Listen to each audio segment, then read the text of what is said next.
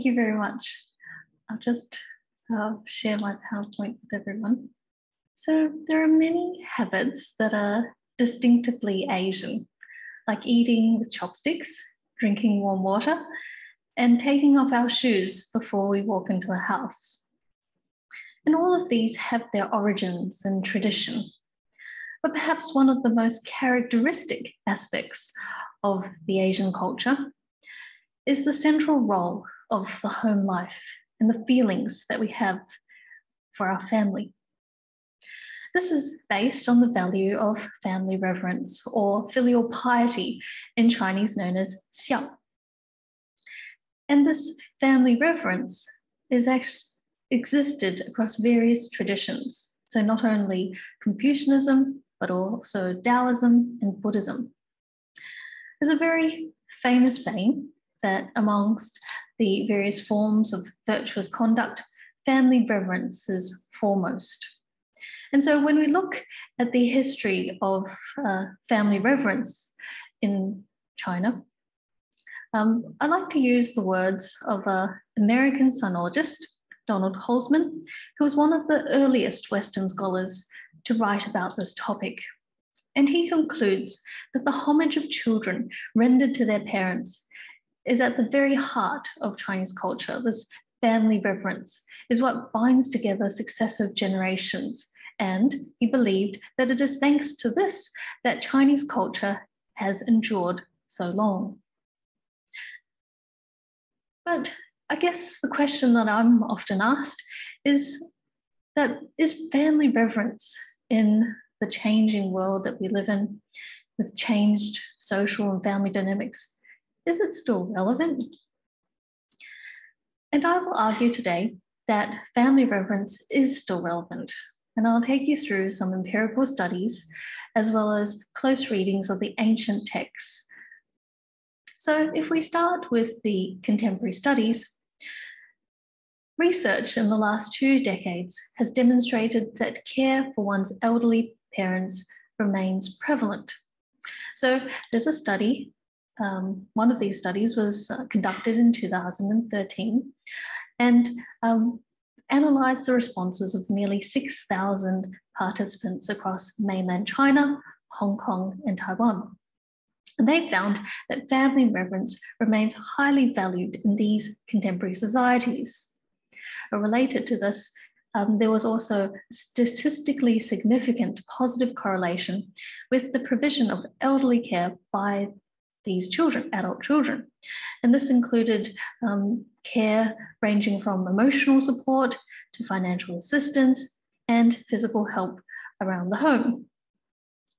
Another study in the same year provides empirical evidence from approximately over 5,500 participants, but this time from mainland China, Taiwan, Japan, and Korea. And this study showed that the percentage of parents living with their adult children was around 23 to 47%. And this was used as a key behavioral indicator of family reverence.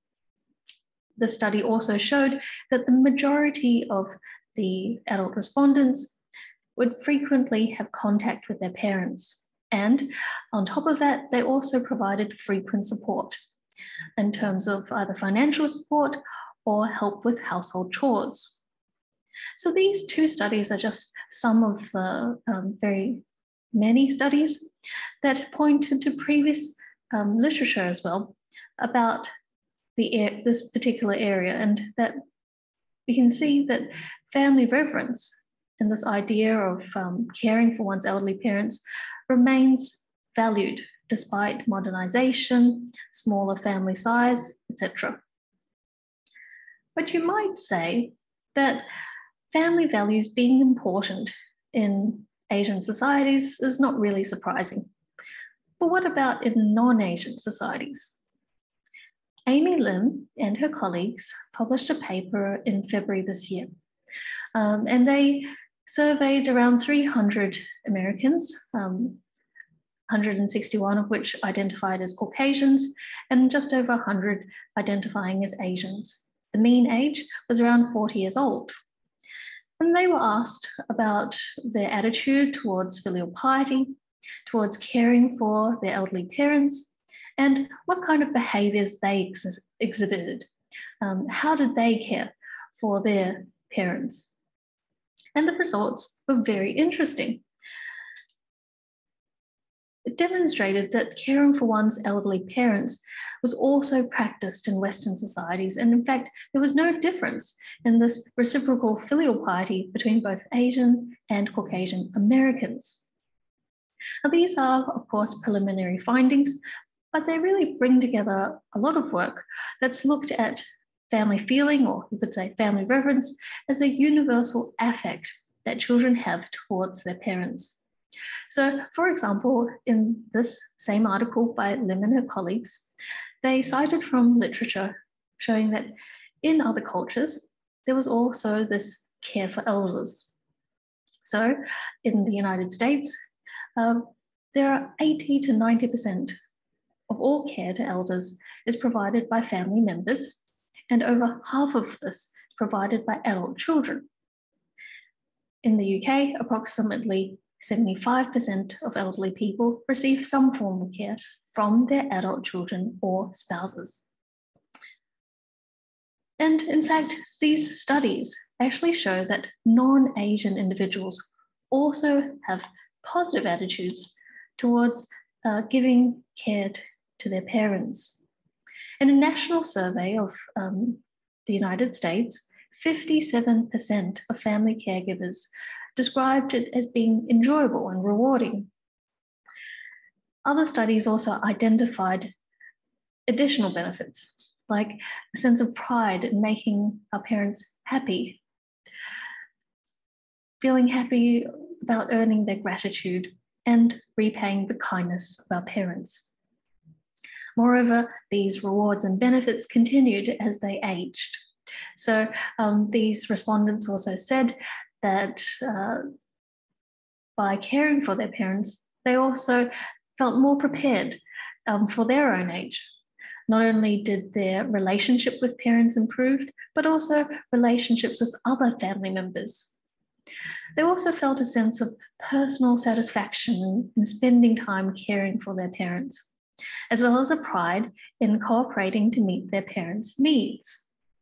Now, these findings suggest that care for parents, this sort of family feeling, is not only found in Asian countries, but that these non-Asians also felt the same.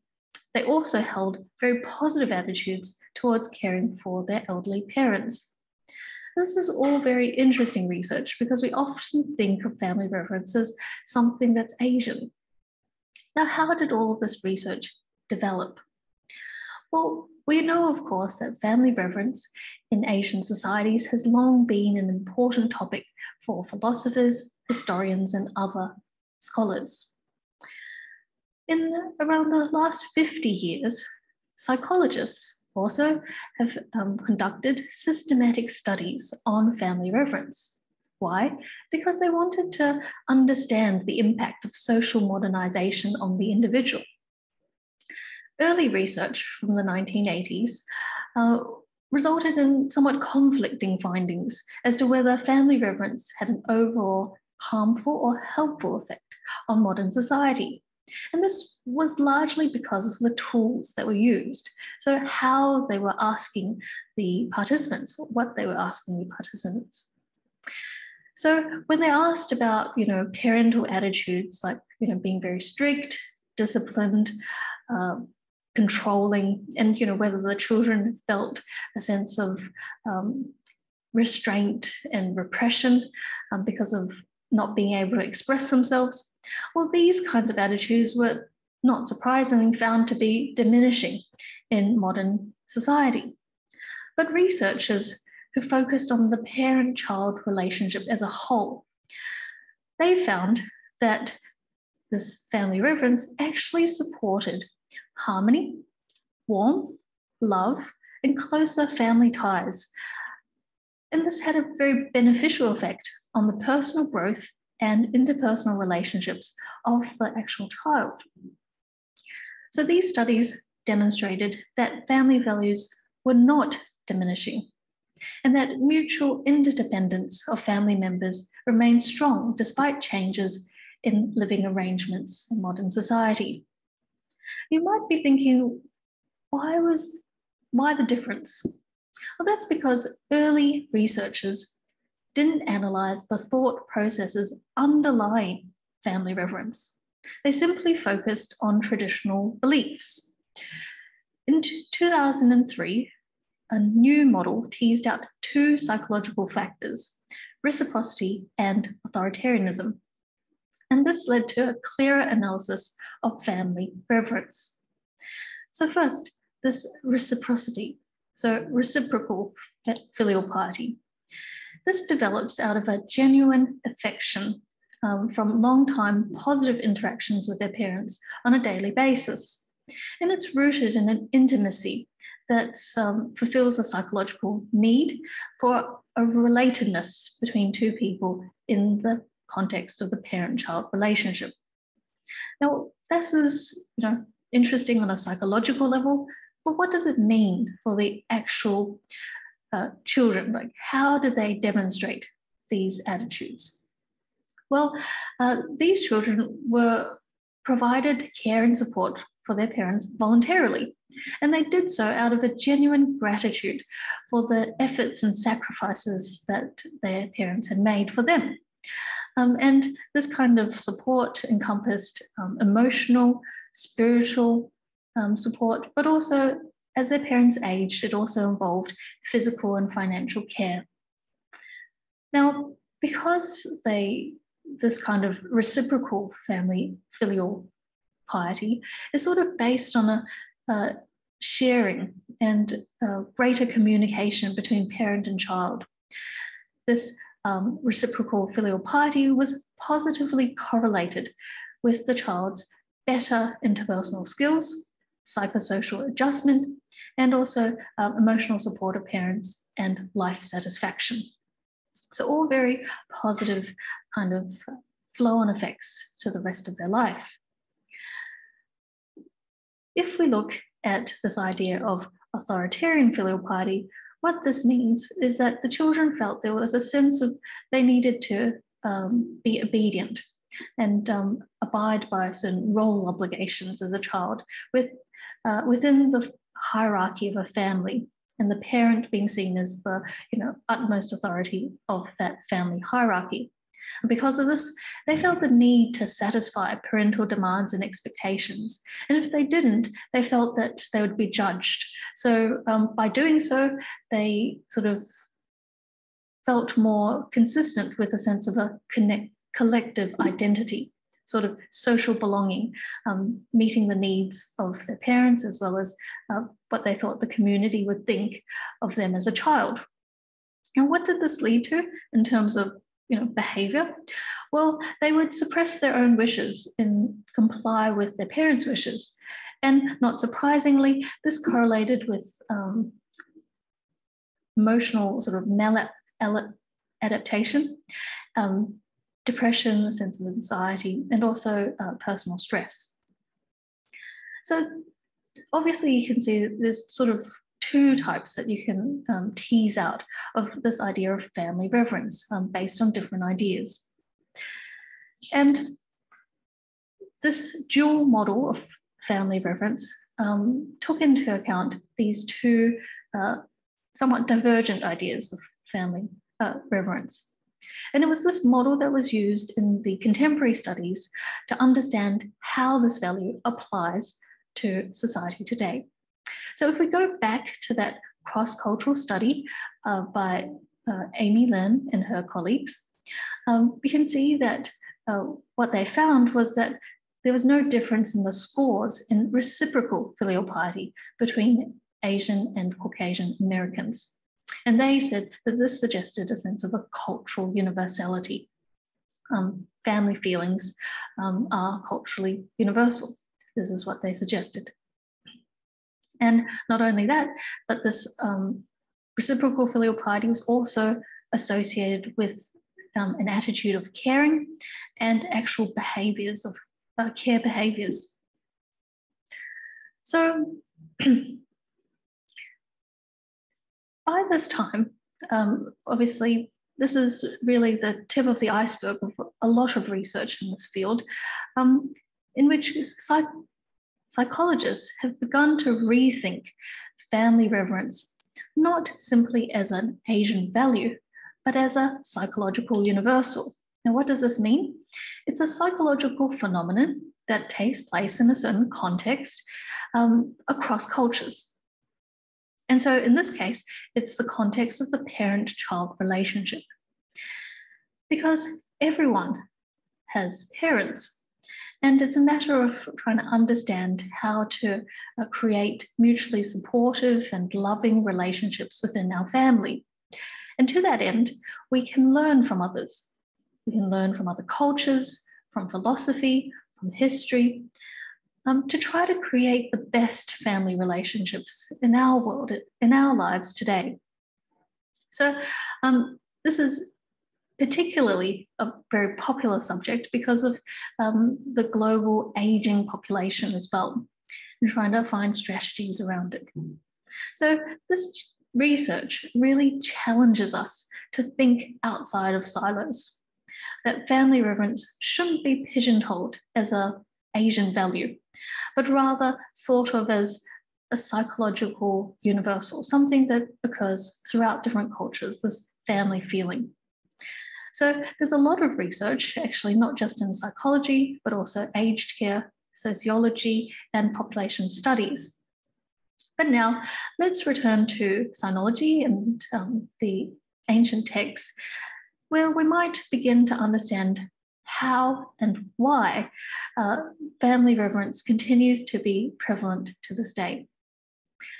So when we look at evidence from early China, it shows us that actually family reverence, this xiao, predates Confucius. So the earliest appearance of the word xiao was on a bronze vessel that dates roughly to around 1000 BCE. But of course, it's through the texts that are attributed to Confucius and other early Confucians that we really find the elaboration of this particular value. The fact that xiao, this family reverence, becomes a very central value and practice that's crucially related to developing and realizing our human potential, which Confucius terms humanity or ren. So that's why when we read the Analects, in the very second passage in the Analects, tells us that the exemplary person works on the foundation, family reverence and fraternity, so this love and care for parents and siblings, are they not the foundation of humanity? So in other words, it's telling us that we as children, how we relate to our parents throughout our lives is actually the very key to developing the greatest virtue and the utmost excellence. And family is something that we all have. We all have parents. So it's worth trying to understand what it is that we can do to create the best relationships with them and what exactly this family reverence means. So in order to explore this concept further, we naturally turn to the authoritative reference in the Confucian tradition on this topic, which is fittingly titled The Classic of Family Reverence. And this classic was read and studied by the princes and generations of scholars since the 2nd century BCE in China. Basically describes a conversation between Confucius and one of his prominent students, Zhengzi, or Zhensheng. And the definition of filial piety is expressed and articulated in the very first chapter. So let's take a look at this now. Tells us, or Confucius says, that our physical person, this physical self, every strand of hair, every part of our skin, and also everything inside us is received from our parents. Being cautious, vigilant, not allowing anything to harm and injure this physical self is where family reverence begins. But that's not where it ends, it continues. We have to distinguish ourselves, establish our character, walk the proper way in the world, and raise our name high for future generations, bringing esteem to our parents. And it's in these things that family reverence finds its consummation. So family reverence begins in service to parents, continues in service to our leaders, and culminates in distinguishing ourselves in the world. So you can see that the scope is extensive, but it can be analysed as sort of three phases. First, a consideration of those within our family, with our parents being representative. And then beyond the family, in the community, with consideration of our leaders as representative. And then to all other aspects of our life. So let's begin with looking at the home life. How do we show this consideration for our parents?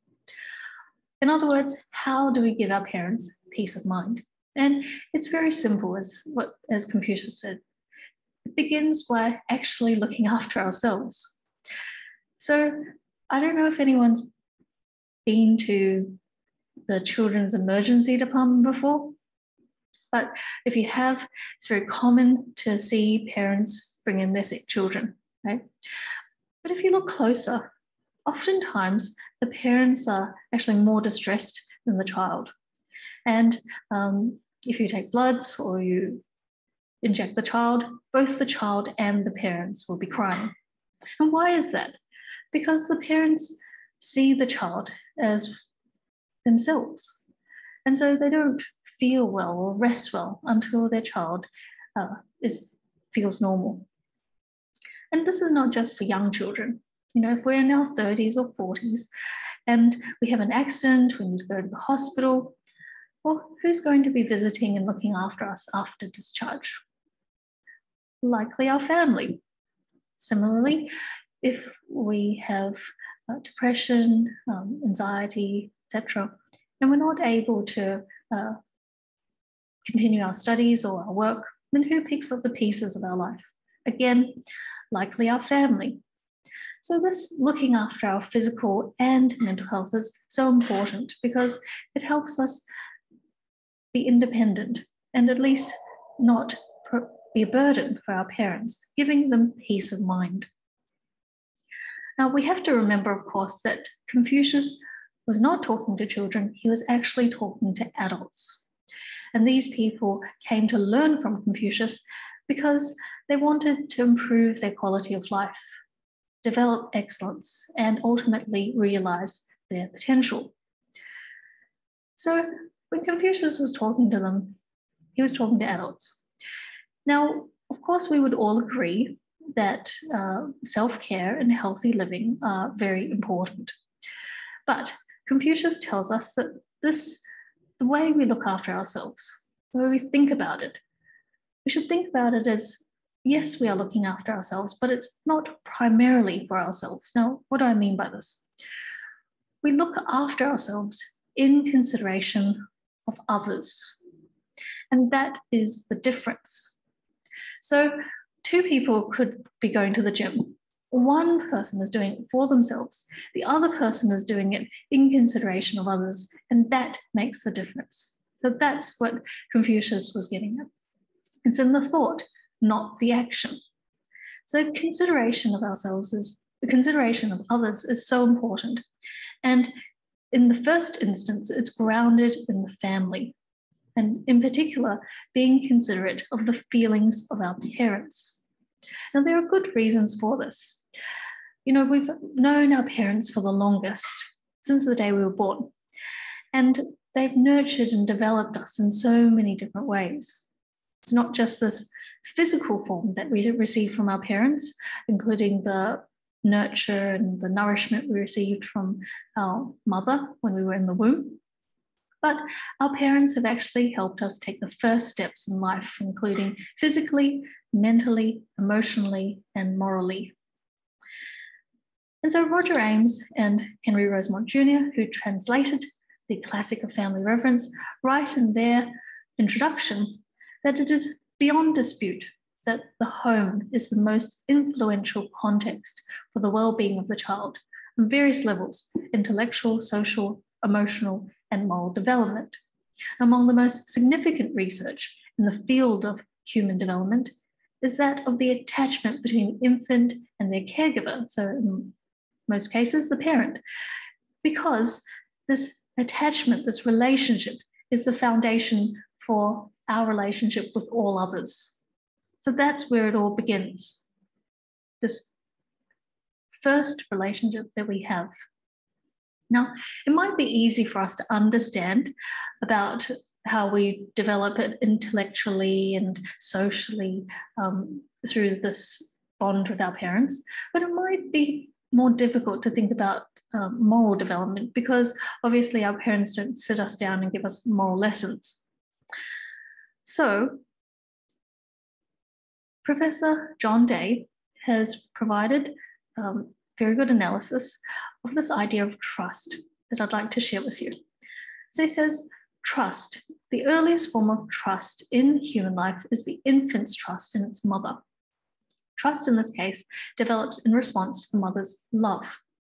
So this is when the infant recognizes through the mother's attention to the infant's wants and needs, through the actions she takes to satisfy them, and through her accompanying facial and vocal expressions, the infant recognizes this constant benevolent desire for the infant's happiness. So the mother has this constant desire to keep their infant, this love for their infant. And even before we can walk or talk, we are already sensing this. We're already developing the early ideas about trust. And this becomes the foundation for how we deal with others throughout our lives. Trust with friends, other members of the community, etc. This is very interesting that it develops at such an early age.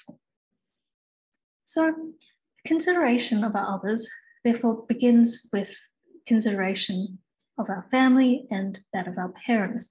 And this obviously makes sense because we're mindful of the many ways that they've nurtured us.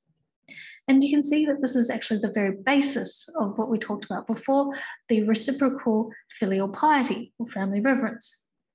Now, if we keep this in mind, this consideration, then we'll understand the following passages from the ancient texts. So this is a conversation between Confucius and one of his students named Zilu.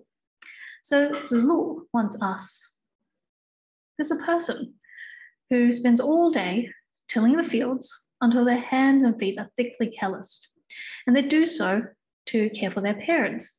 But why is it that this person lacks a reputation for family reverence?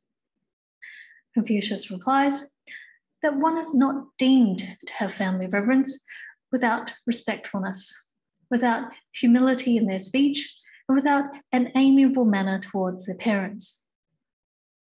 Interestingly, this particular conversation is recorded in other texts as well, such as the esoteric commentary on the Classic of Odes by Master Han, and also school sayings of Confucius.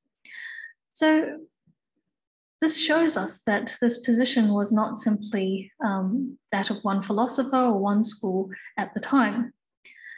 But the main message in this conversation is that it's not about what we do under the guise of caring for our parents, nor is it how much we do for them, but how we do it. So it's in our attitude.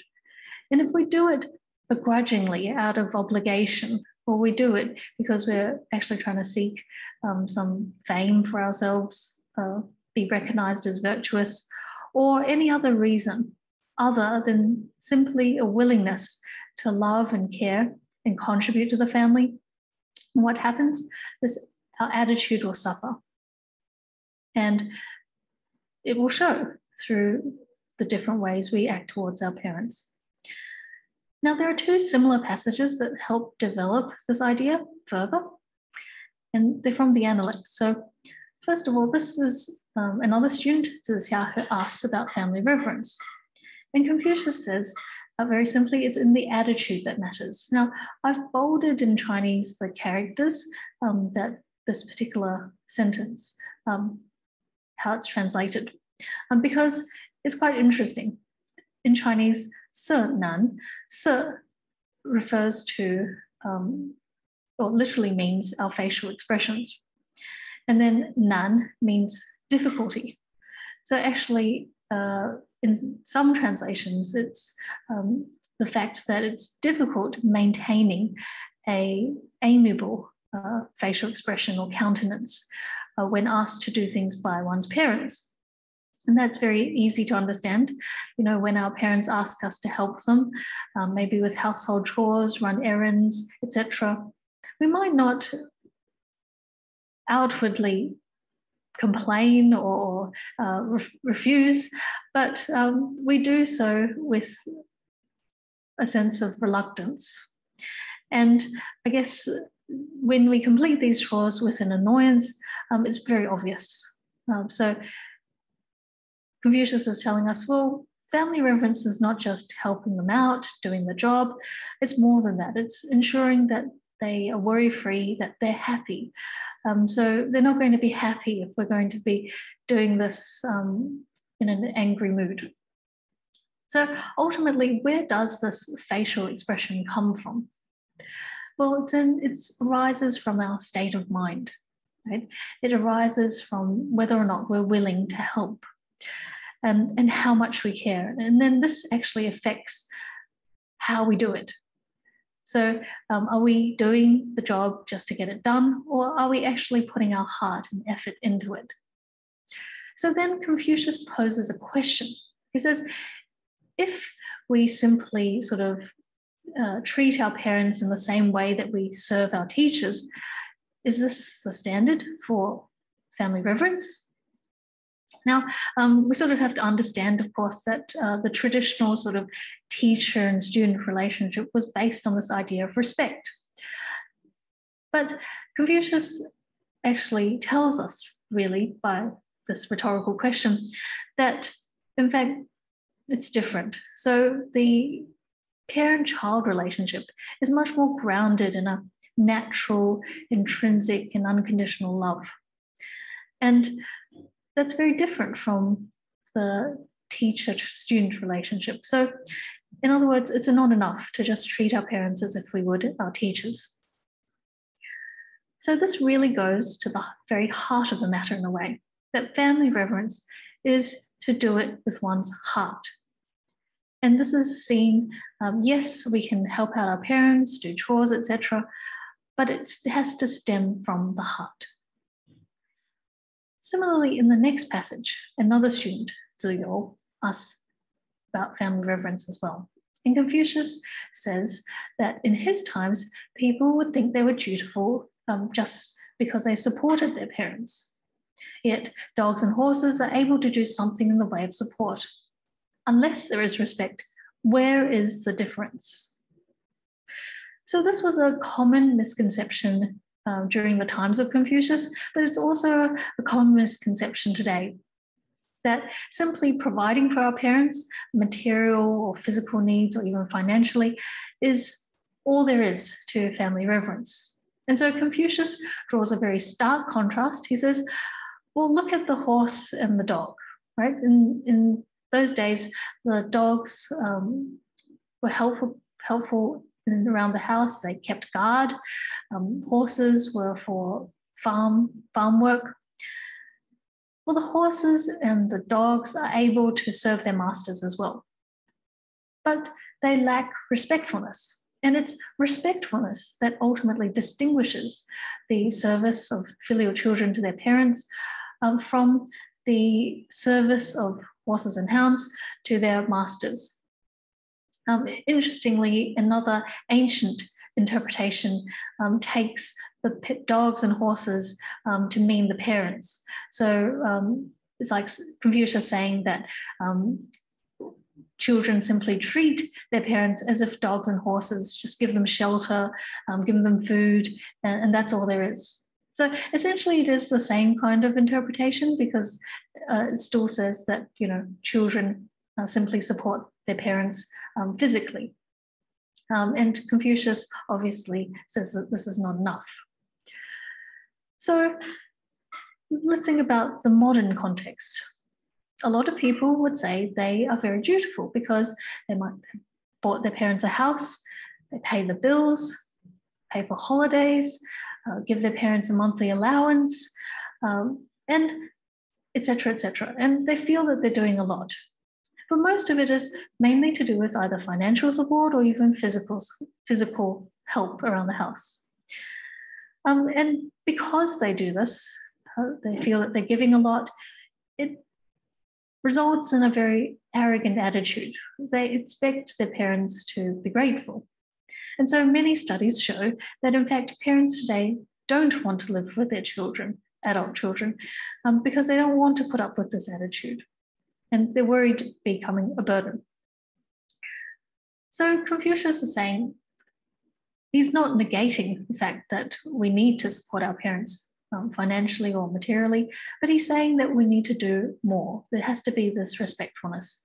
And respectfulness is not simply going through the motions, but it's actually also about this deeper understanding. You know, do we know what our parents are thinking? How they're feeling? What makes them happy? What are they worried about? So that is what Confucius is talking about. And it's even related to that concept of fraternity, which is how we relate to other family members, how we relate to our brothers and sisters.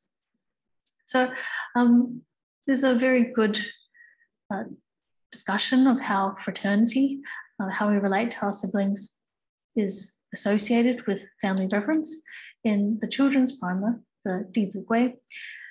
It says that older siblings should love and care for younger ones. Younger siblings should love and respect the older ones.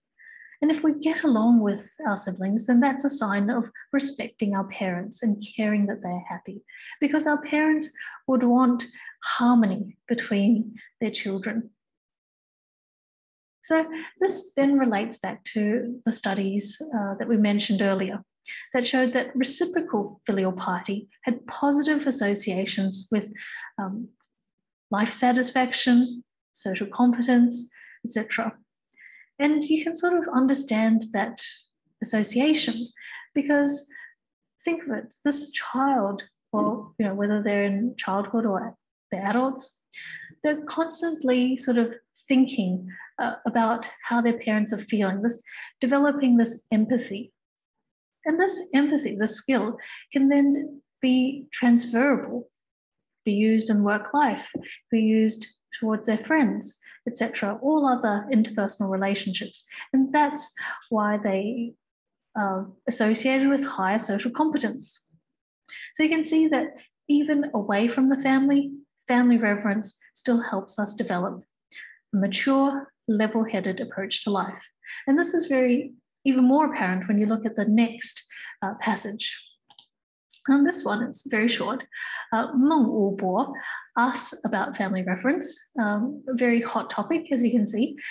And interestingly, Meng Wu Bo is a member of the ruling house in the state of Lu, where this is the home state of Confucius.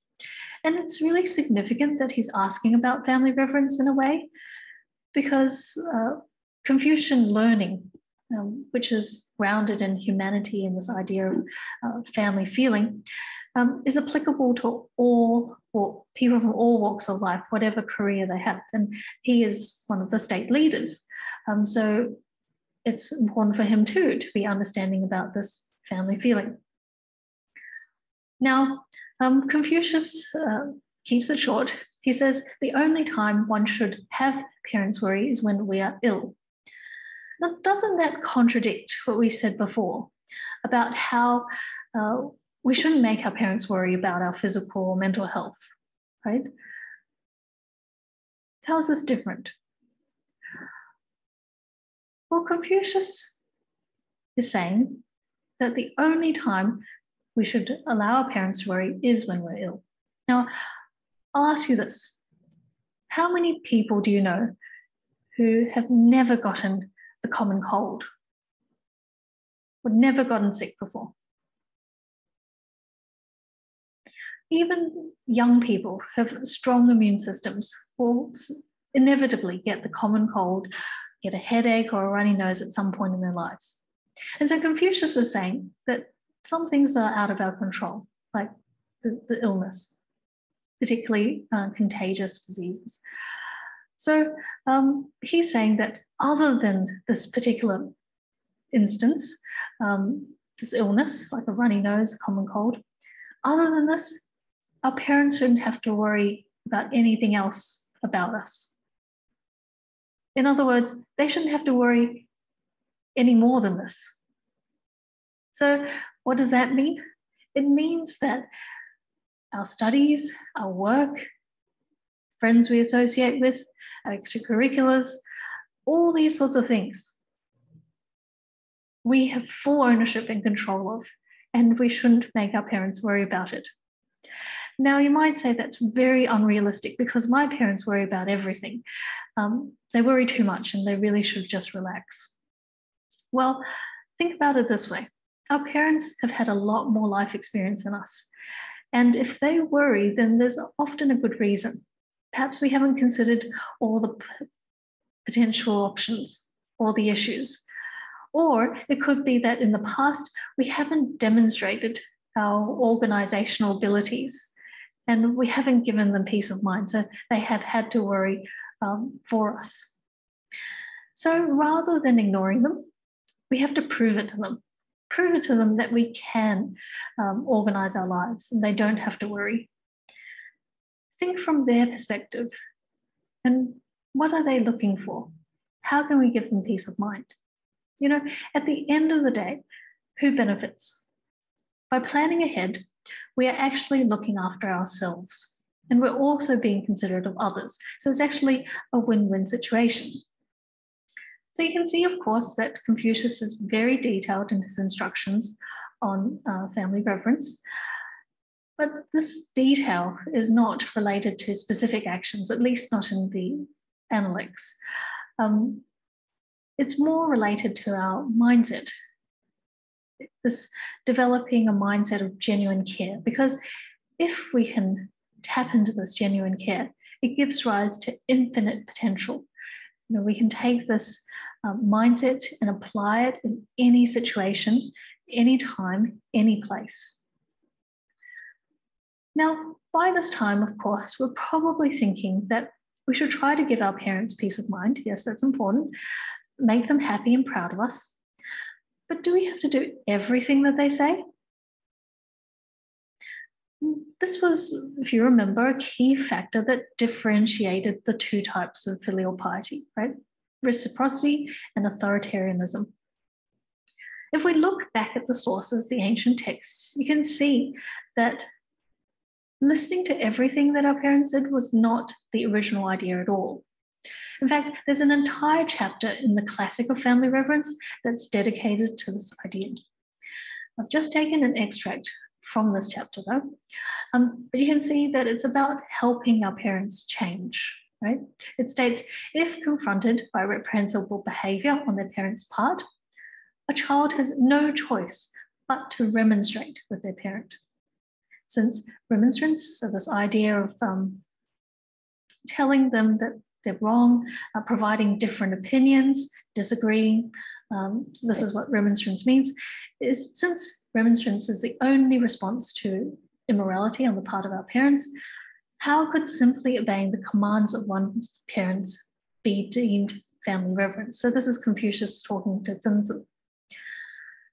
So clearly in the previous examples, we were talking about how we relate to our parents, how we consider the feelings of our parents. In this particular passage, though, it's about helping them change, helping them lead meaningful lives. So it's slightly different. How do we do this? First, of course, we need to identify the times when we should remonstrate, when we should sort of provide constructive criticism and feedback. And Xunzi identifies a few times when children shouldn't listen to the instructions of their parents. It's based on, the outcome of the instruction and what we need to do to carry out this instruction. So he says we shouldn't listen if it causes danger to the family, if it causes disgrace to the family, or if it requires acting against ritual etiquette to achieve the desired outcome. So in these cases, we shouldn't listen. We should remonstrate. And then he concludes by saying that we follow the dictates of the way rather than those of one's leader. We follow the requirements of morality rather than the wishes of one's parents. So really the dictates of the way and the requirements of morality point to the same thing. There are objective standards in the classics, in the texts, which tell us how to live our lives in harmony with not only our parents, our family, but the community. And so if the wishes of our parents jeopardizes the way, the harmony, then that's a time when we need to remonstrate. Now, Zhong Zhangtong from the 2nd century, a very prominent statesman, he also identified certain situations. So, for example, if our parents ask us to seek a legal retribution, appoint the incompetent, they want to live extravagantly, they look down, don't deem education or virtuous scholars as important, or if they don't provide assistance to a friend in need. In these times and situations, we should also not listen. Now, you'll probably think, well, there's only 6 sort of points here, but essentially there's an underlying principle. And again, it is about this idea of ritual etiquette, or this idea of in keeping with the state laws, and also the way. So this sort of helps inspire us in sort of thinking about this idea in a bit more detail. So this is obviously related to the ancient context, but I'm sure we can sort of think about it from the modern context as well. Essentially, the point is that we have to know how to help our parents and our family members overcome their faults. So first thing is identifying when to remonstrate. Okay? The second is understanding how to remonstrate. And there's this particular passage which helps us with this question. So Confucius says that when we serve our parents, when we take care of them, we should remonstrate at the first signs of fault. So the first signs of fault, this is very interesting because that actually means that we have to understand our parents at a certain level. We have to understand what their baseline is in terms of their thoughts, words, and actions before we can detect any signs of fault, before we can detect them going down the wrong path, right? So this implies that we actually are very conscious and aware and have a very good relationship with our parents in the first place. And then it says that, we have to intervene. So, and then if we see that they don't take our advice, be all the more respectful and don't contradict them and don't become bitter. So when we intervene is also a very good question, because we have to do it when they're in a good mood, and recognizing that good mood, engendering, facilitating that good mood. First of all, they have to have good feelings about you. They have to trust you as their child. So you have to work to gain that trust so that what you say, they will take into account. And then, create this good mood where they can be accepting of any criticism. And then on top of that, if they don't take your advice, you've tried once, you have to keep trying. And every time you keep trying, you can't give up. You have to continue to be respectful and continue to love and care for them and not judge them. In fact, when we do this, we can sometimes think about how our parents helped us when we were young overcome our own faults. Sometimes it took years before we actually changed. So this helps us understand this patience that we have to have. It's going to take time, but we need to continue to show respectfulness. We have to not give up. So you can see that just from this small passage, it takes a lot of interpersonal awareness to be able to do something like this, to be able to identify the signs, to be able to identify a good moment to raise an issue. And then, even if they disagree, if they get annoyed, to keep trying again and again without giving up on them. It takes a certain level of understanding and awareness of the other person. So this kind of training that we do in the family, these skills that we learn within the family, they're highly transferable, because this is a very important way in which we deal with others. If we see something happening in the workplace, the community, and we have this trust with the other person, as Kelly mentioned previously with our friends, we also need to help them too. So it's about, in a way, being able to read between the lines, what a person says and does, but ultimately we have to understand what they're thinking. And we do this by training ourselves through the understanding that we have of our parents, because that's the longest relationship, one of the longest relationships that we'll have in our lives. And if we can understand our parents, if we can help them, empathize with them, then that ability and that skill is just limitless, isn't it? We can take it to the rest of our life, through the rest of our lives. So as you can see, family reverence is this holistic care. Of course, it entails financial, physical, material support for our parents, but also emotional and moral support. You can see from this three-stage process in the classic of family reverence that this consideration of parents doesn't end when we go to work, if we move out of the home, if we live overseas. Why? Because we still need to look after ourselves, and we do so in consideration of others. Later in life, as it says here, we have to be considerate of our leaders and practice the proper way. What does that mean?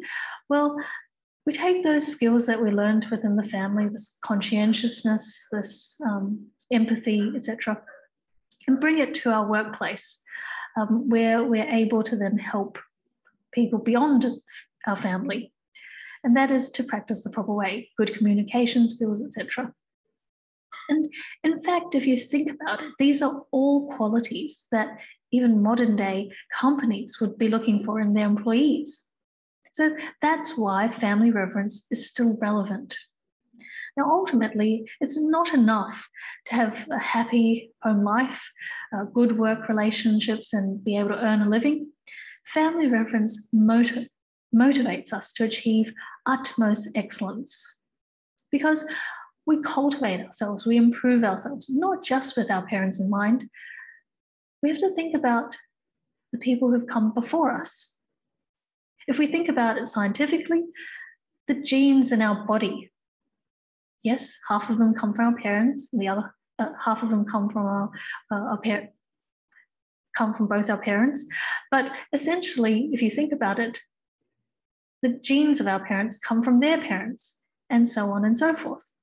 So really, this physical body is actually an embodiment of all those who've come before us through our very genes.